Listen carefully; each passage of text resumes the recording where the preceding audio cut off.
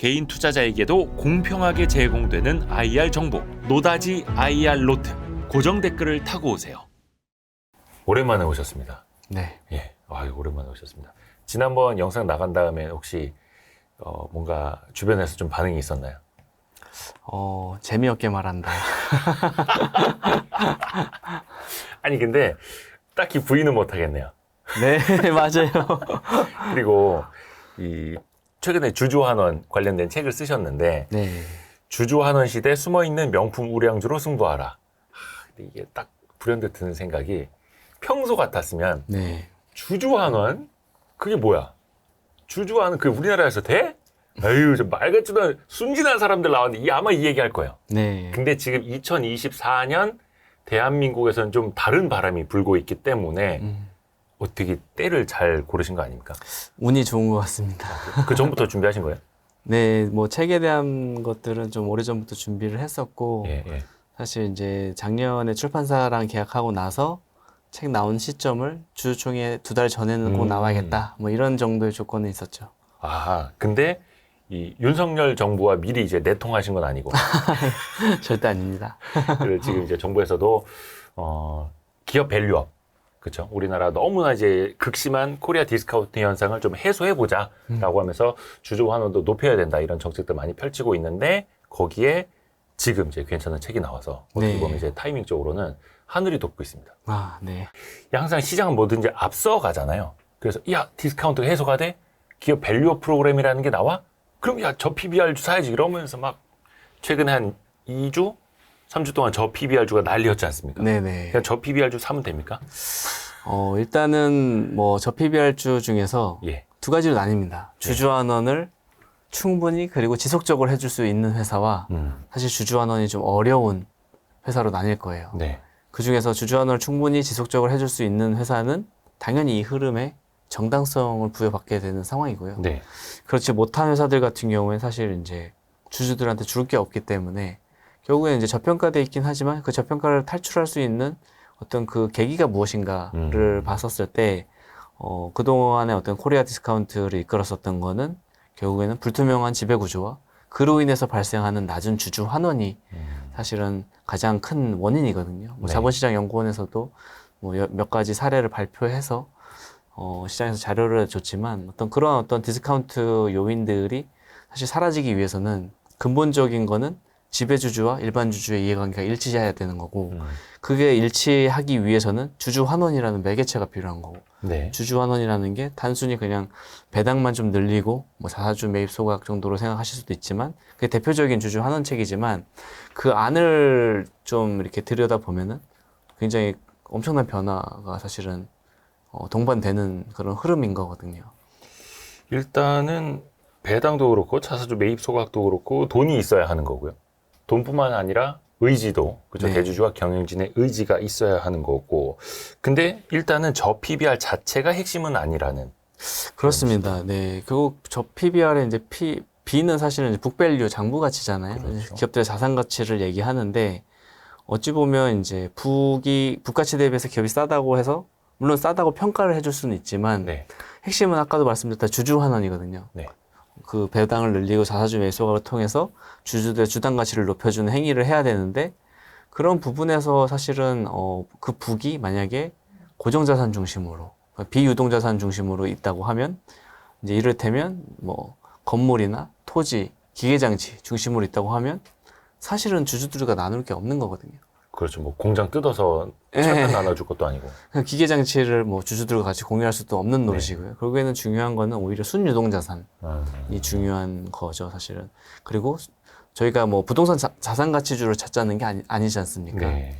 그렇기 때문에 그런 어떤 지속적으로 주주들에게 이렇게 환원할 수 있는 강한 기업의 수익성, 어떤 뭐 ROE가 좀 높달지, 현금 흐름이 굉장히 원활하달지, 수익 가치가 시가총액 대비 굉장히 어떤 크다든지 저 PER주 이렇게도 볼 수 있겠죠.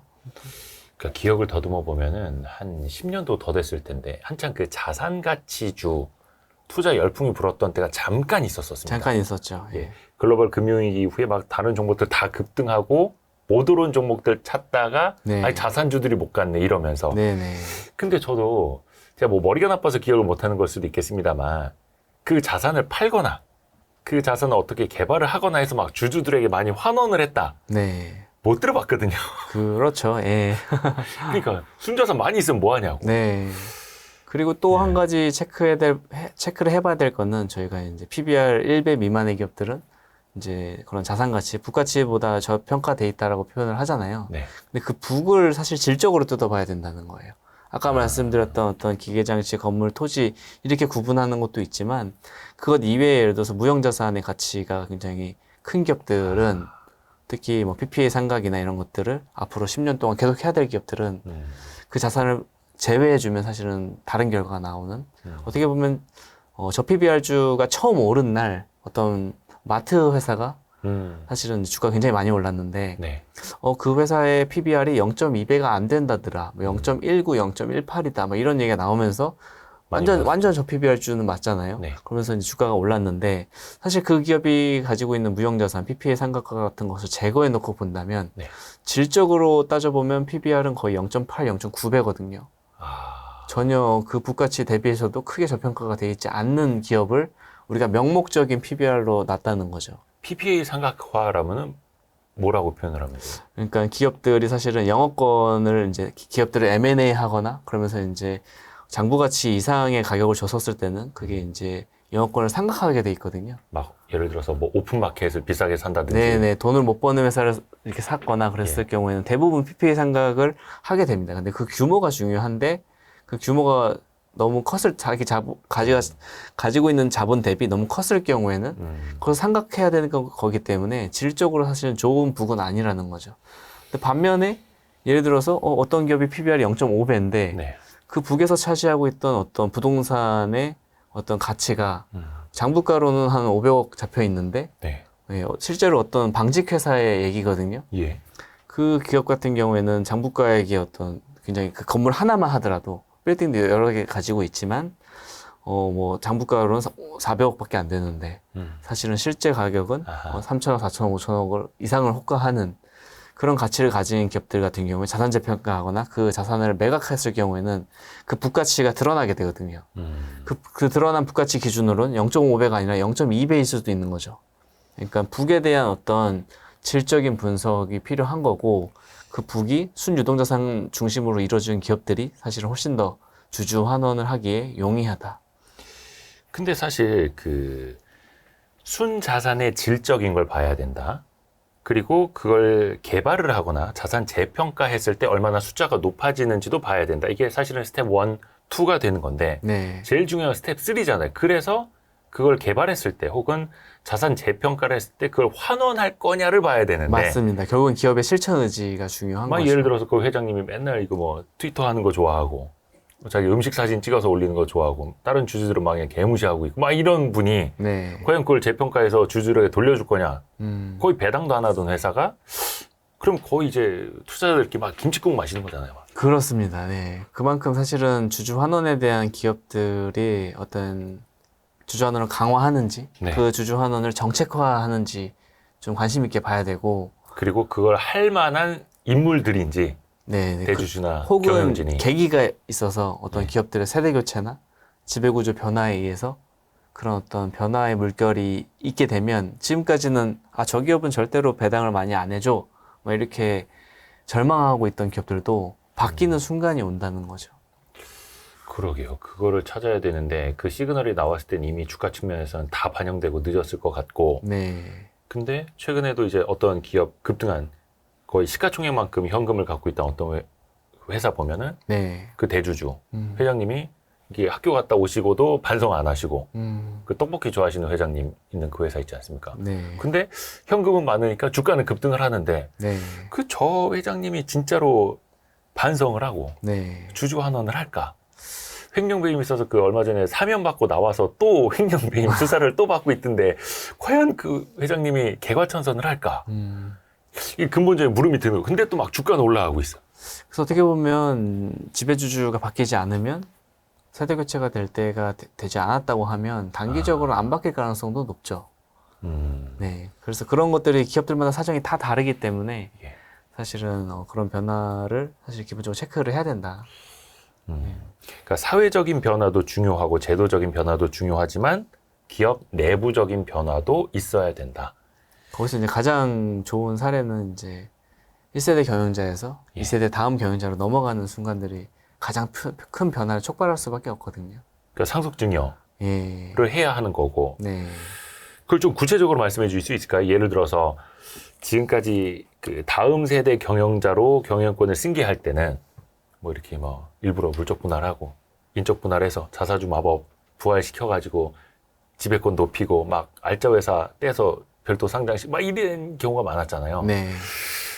어떤 케이스를 좀 우리가 기대해 볼 수 있을까요? 그러면 사실 실제로 어떤 상장되어 있는 어떤 신발의 소재를 만드는 기업이 하나 있는데요. 네, 그 기업 같은 경우에는 이제 2022년도에 1세대 이제 창업주가 돌아가셨고 2세 경영자가 이제 지분을 이어받아서 네. 이제 경영을 하는데 그 기업 같은 경우에는 사실 1세대 창업자분은 거의 자사주를 수십 년간 거의 안 했던 기업이에요. 자사주 매입 자체를. 네, 근데 이제 2세 창업자가 이제 창업자를 잇는 2세 경영자가 이제 경영을 하면서 자사주 매입뿐만 아니라 소각을 동반한 자사주 매입을 했거든요. 네. 그걸 벌써 2바퀴를 돌았거든요.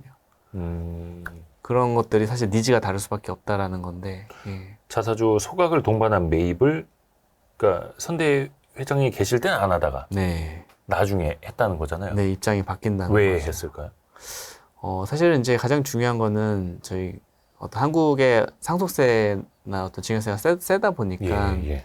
이제 다음 경영진에서의 지분율이 약화될 수밖에 없거든요. 그렇죠. 경영권이 붙으면 사실상 상속세율이 60% 육박한다고 하죠. 네. 그렇기 때문에 그런 경영을 위한 그런 안전한 지분율이 낮아질 수밖에 없기 때문에 다음 경영자 입장에서는 사실은 지분율을 늘릴 수 있는 방안에 대해서 고민을 할 거고요. 네. 그렇지만 뭐 불법적인 방법이나 아니면 주주들의 어떤 주주들의 어떤 그런 가치 훼손을 일으키는 어떤 그런 것들을 선택할 수도 있겠지만 요즘엔 그런 부분들에 대해서 점점 더 지탄을 받고 있는 분위기이고 2세 경영자 입장에서는 사실 모든 것들이 사실은 다 충족되어 있는 풍족한 사람들인데 네. 한 가지가 좀 결여되어 있다고 하면 사회적 인정일 거거든요. 왜냐하면 태어나서 어떤 부나 명예나 직위 이런 것들이 그 아버지 아들로 태어났기 때문에 사실은 다 정해져 있는 네. 그런 상황이지만 어떻게 보면 사회적 인정을 받고 싶어하는 그런 상황 속에서 나는 그냥 악덕 기업으로 남을래. 어떤 또 시장에서 이렇게 좀 그런 기업들이 있지 않습니까? 주주환원 절대 안 하고 네. 주주들의 가치를 훼손하더라도 전혀 아무렇지도 않게 생각하는 그렇죠. 그런 아주 소수의 또 지배 주주들이 있기 때문에 그런 기업들처럼 내가 할 거다라고 사실 선택을 하기가 굉장히 어렵다라는 거죠. 사회적 인정을 받아야 되는 상황에서 시작부터 나는 그냥 악덕 기업으로 남을래라는 결정을 하기가 굉장히 어렵다. 그리고 낮아진 지분율을 회복하기 위해서 이대의 어떤 다음 경영자 입장에서 자기 주머니에 어떤 돈 한 푼도 안 쓰고 합법적으로 지분율을 높이기 위해서는 자사주 매입 소각을 하면 되거든요. 근데 왜 1세대 창업주 때는 그게 안 되었냐? 사실은 이제 1세대 창업주분들은 30년, 50년 그 이상도 어떻게 보면 좀 인생을 이렇게 갈아 넣어서 그런 기업들을 일구신 분들이 많잖아요. 네. 그러다 보니까 그때 당시 때 어떤 그런 고생적인 경험도 있고 또 이제 그때는 사실 금융이 발달하지 않았어요. 2000년도 이전에는 금융이 발달하지 않았기 때문에 그런 어떤 주주와 어떻게 보면 공동의 부를 나눠야 된다라는 그런 인식도 좀 많이 약했고요. 그러다 보니까 왠지 내가 이 회사의 지분을 50% 가지고 있든 20% 가지고 있든 상관없이 그 기업 안에 순연금이 1,000억이 있으면 왠지 내가 다 이룬 것 같은 그런 느낌을 가지고 있다는 거죠. 근데 그게 주주 자본주의에서는 사실은 옳은 행위가 아닌데 그렇죠. 창업주의 마인드가 그렇습니다. 그걸 잘 못합니다. 그렇지만 2세들은 전혀 상황이 다르다.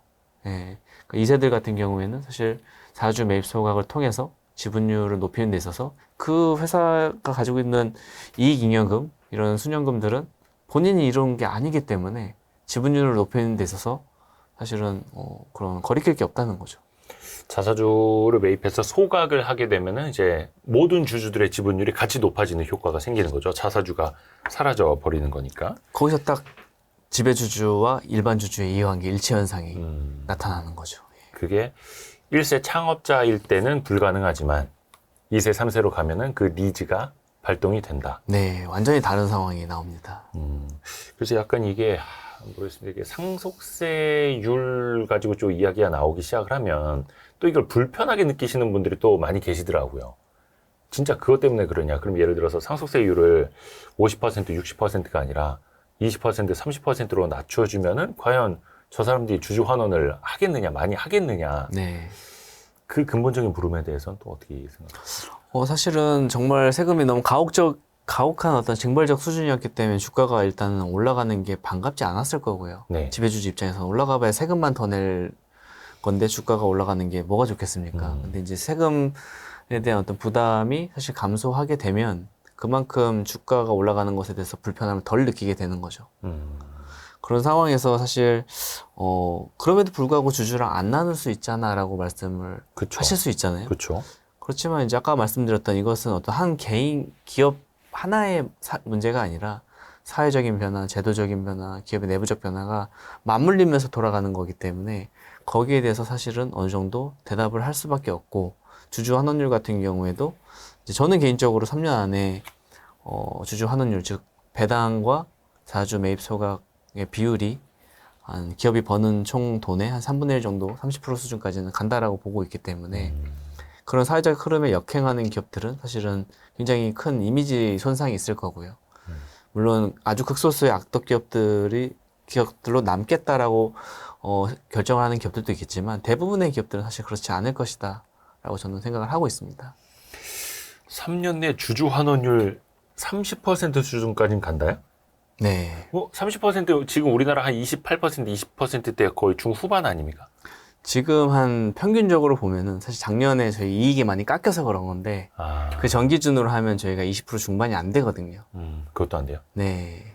그리고 이제 대기업과 중소기업들의 주주 환원율이 또 굉장히 다르고요. 이게 평균이니까 또 위에서 끌어올리는 네, 것도 대기업들은 있는 거고. 25%가 넘는 기업들이 굉장히 많은데 지금은 이제 중견기업이나 중소기업들 중에서는 10% 수준인 기업들이 굉장히 많아서 이제 그런 쪽에서 이제 큰 효과가 나올 거라고 보는 거죠. 미국 같은 경우에는 배당뿐만 아니라 자사주 매입 소각까지 합치면 거의 90% 육박하죠. 주주 네. 환원율이. 네. 100을 벌었으면 90을 주주들에게 나눠주고 네. 심지어 중국도 우리나라보다는 주주 환원율이 높은 그렇습니다. 그 배당 사회주의 성향이 높습니다. 한국보다. 뭐 대만은 말할 것도 없고 네. 우리나라는 그래서 이게 세계 꼴찌 수준인데 그러니까 이게 주식회사임에도 그리고 상장을 해놓은 공개기업임에도 주주와 나눠야 된다라는 발상 자체가 사고 자체가 아예 없었던 네네. 기업들인데 이제는 그게 왜 필요한지는 그래도 기업들이 좀 깨달을 수 있는 물론 이제 제도적으로 뒷받침이 돼야겠습니다만 네. 자율적으로 하라 그러면 안 하지 않습니까? 특히 이제 그렇죠. 배당 소득세도 비싸고 한데 네네. 자사주 매입 소각하라 그러면 이제 회사 돈 쓰는 거라고 생각을 하기 때문에 기업들 입장에 굉장히 아까워하죠. 맞습니다. 그런 것들을 좀 같이 바꿔나가야 됩니다. 그거 좀 아쉬운 점은 없으세요? 예를 들어서 아까 대통령도 얼마 전에 이야기를 했던 상법 개정안도 네. 언급을 했었고 배당 절차도 배당 금액부터 알 수 있도록 하고 그 다음에 이제 주주 배당 받을 수 있는 권리를 주도록 하는 뭐 절차 정도 바꾸는 것도 있었고 혹시 진짜 이거 좀 빠졌다. 이거 좀 더 세게 나가야 되는데 정부의 정책이 이 부분에서 좀 미진하다 생각하는 거 혹시 있으세요? 사실은 뭐 여러 가지 투자자 보호를 위한 장치들도 좀 필요하고 네. 기업들의 주주 환원을 위한 어떤 자본 배분 정책에 대해서 사실 많은 부분에서 이렇게 기업들도 그렇고 투자자들도 그렇고 인식이 좀 달라져야 되는 부분들이 있거든요. 네. 그런 과정 속에서 어떻게 보면 최근에 기업 밸류 프로그램도 나왔지만 사실 이제 구체안은 아직 안 나왔고요. 2월 안에 구체안이 나올 예정인데 그렇죠. 근데 이제 어떻게 보면 그 구체안이 진짜 구체적이어야 된다는 거죠. 기업들로 하여금 어떤 그런 공시나 이런 것들이 일부 기업, 큰 기업만 하는 게 아니라 거의 모든 기업들이 사실은 이제 주주 환원에 대해서 얼만큼 할 건지 정책화 시키기 위한 어떤 그런 거를 장려하는 그런 것들이 필요하고 자사주 같은 경우에도 사실은 주주의 어떤 주당 가치를 올리기 위한 수단이지만 한국에서는 소각을 안 했기 때문에 네. 그게 이제 굉장히 자사주는 매입했지만 주주를 위한 게 아닌 매입으로 이어졌던 경우가 많았거든요. 경영권 방어를 하기 위해서 우회적으로 활용이 되는. 네. 그러다 보니까 이제 자사주 같은 경우에도 용도를 사실 좀 정해놓고 사실 소각을 얼만큼 하는지는 또 기업의 선택적인 부분도 있기 때문에 자사주 자체에 대한 어떤 취득의 용도 자체를 좀 정해놓고 취득을 한다랄지 그런 목적성을 가져다 두면 그걸 위반했을 경우에는 당연히 제재를 가하면 되는 거고요. 아, 그 자사주를 매입할 때 왜 매입을 하는지 그 용도를 공시하라. 네네. 그런 어떤 목적성을 한다든지 아니면 주주 환원에 있어서도 인센티브가 좀 필요하다고 봅니다. 네. 기업들이 주주 환원을 어느 정도 일정 부분 했었을 때 어떤 세제 혜택을 준다 할지 아니면 일정 부분에 대해서 달성한 기업들은 이제 어떤 여러 가지 지수를 개발해서 그 지수에 부합하는 회사가 됐었을 경우에는 ETF나 이런 것들이 어떻게 보면 그 기업을 이제 투자할 수 있도록 장려할 수 있도록 그런 것들이 계속 좀 연동이 돼야 된다는 거죠. 그래서 지금의 어떤 사회적인 어떤 분위기를 봤을 때는 분명한 것은 저희가 정부의 제도적인 법률적인 부분도 그렇고 투자자들의 인식이나 이런 것도 그렇고 기업의 내부적인 입장도 그렇고 진도가 나가야 된다는 겁니다. 그런 부분에서 소있고 외양간을 고치는 사례가 나오면 안 되고요. 예를 들면 스웨덴 같은 경우에는 그 국민 가구 기업인 이케아 네. 한국에도 많이 진출해 있기 그쵸, 때문에 그쵸, 그쵸. 이케아는 너무 친숙하실 텐데요. 그런 이케아 같은 기업이 사실 과거에 그런 높은 상속세와 증여세를 납부하는 게 이제 부담스럽고 여러 가지 세금 문제 때문에 본사를 네덜란드로 옮겼거든요. 그리고 본인 창업주는 스위스로 이민을 가버렸습니다. 아, 그러고 나서 스웨덴 사회가 난리가 났거든요. 네. 우리의 국민 기업이 이렇게 본사는 네덜란드로 가버리고 아하. 창업주는 스위스로 떠나고 이렇게 되면서 사실은 잃어버린 게 너무 많다라는 걸 깨달은 거예요. 아, 그리고 나서 국민들의 어떤 대토론과 사회적인 논의가 많이 지속되고 나서 그런 상속세와 증여세가 폐지를 시켰습니다. 이거는 어떻게 보면은 자본주의로서 다 같이 윈윈하는 구조가 아니라 자본주의 흐름이 끊겨버리는 기업들 입장에서는 고용을 하고 그 고용을 많이 해서 사실은 그 안에서 저희 근로소득세도 내고 그렇죠. 기업이 발전하면서 매출과 이익을 많이 찍으면서 법인세도 내고 그 부분이 되게 굉장히 소중한 부분인데 이제 그런 부분에서 사실은 이제 기업들 입장에서는 입장이 다른 거죠. 그 세금에 대한 이슈가 사실은 굉장히 조금은 이거를 세율을 낮춰줌으로써 오히려 생기는 그런 긍정적인 효과들에 대해서 저희가 주목을 해야 되고요. 그래서 저 한국의 어떤 세금 구조를 한번 보더라도 제가 설명을 좀 드리고 네. 싶은 게 네, 이게 2022년도 기준 한국의 이제 세수 확보한 현황이에요. 우리나라 세수. 네, 한국의 2022년도가 한 400조 정도가 세수가 거쳤거든요. 네, 정확히 이게 한 조 300, 단위입니다. 조 단위. 네, 395조 정도인데 약 네. 400조 정도에서 사실은 상속세랑 증여세를 합쳐도 14조, 15조 정도밖에 안 되는 그런 어떤 크게 높지 않은 세금 비중인데 네. 이 세금이 저희를 가로막고 있는 게 굉장히 크다고 생각을 해요. 왜냐하면 전체 비중에서 사실은 3.7% 정도밖에 안 되거든요. 예. 근데 여기 왼쪽 보시면 훨씬 더 큰 자금들 있잖아요. 소득세, 법인세, 부가세. 네, 소득세와 법인세가 각각 100조 이상씩 되거든요. 예. 근데 기업들이 사실 요즘에 싱가포르로 사실 세금망명이라 그래서 아, 기업들 본사 옮기고 그런 대표이사들도 이민 가고 사실 그런 흐름들이 저희가 놓쳐버린 게 너무 많다는 거죠. 세금이 싸니까. 이 땅에서 기업 활동을 하게 하고 이 땅에서 근로세와 법인세를 내게 해야 되는데 그런 세금을 내는 부분에 있어서 특히 상속세, 증여세 같은 경우에는 너무 좀 징벌적인 수준이다 보니까 거기에 대해서 탈피하고자 하는 수요들이 생기고 그렇게 기업의 부나 어떤 돈이 많으신 분들의 부가 해외로 나갔었을 때 한국의 경제 구조의 성장에 있어서 좋을 리가 만무하거든요. 사실 그 상속세, 증여세 합쳐서 15조 원, 뭐 절대적으로 규모가 큰 수준이긴 합니다만 상대적으로 보면 전체 한 3.7%. 네. 차라리 그걸 낮춰주고 더 많이 투자하도록 해서 뭐 고용도 많이 하도록 하면 소득세가 늘어날 거고 네. 기업이 돈을 많이 벌면 법인세가 더 많이 늘어날 거고 이런 식으로 좀 선순환식으로 가자라는 맞습니다. 아이디어. 거기서 끝나는 게 아니에요.